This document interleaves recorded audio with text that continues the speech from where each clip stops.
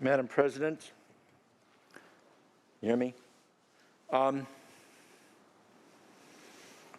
of the great justices of the United States Supreme Court was a gentleman by the name of Thurgood Marshall, appointed to the United States Supreme Court by President Johnson 42 years ago, almost to today, on June 28, 1978, he opined in a very famous case called the Regents of the University of California versus Bakke. He agreed in part and dissented in part. I just want to read two paragraphs that I found as an inspiration those days as a young law student and today as a senator on this floor.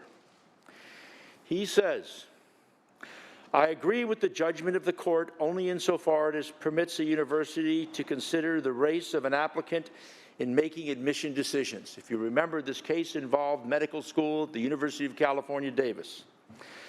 I do not agree the petition's admissions program violates the Constitution, for it must be remembered that during the most of the past 200 years, the Constitution, as interpreted by the court, did not prohibit the most ingenious and pervasive forms of discrimination against African Americans. Now, when a state acts to remedy the effects of that legacy of discrimination, I cannot believe that the same Constitution stands as a barrier.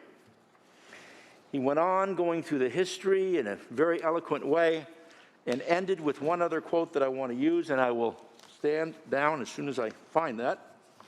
He says,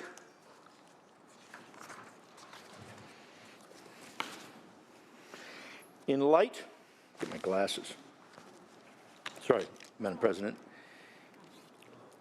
In light of the sorry history of discrimination and its devastating impacts on the lives of African Americans, bringing African Americans to the mainstream of American life should be a state interest of the highest order. To fail to do so is to ensure that America will forever remain a divided society.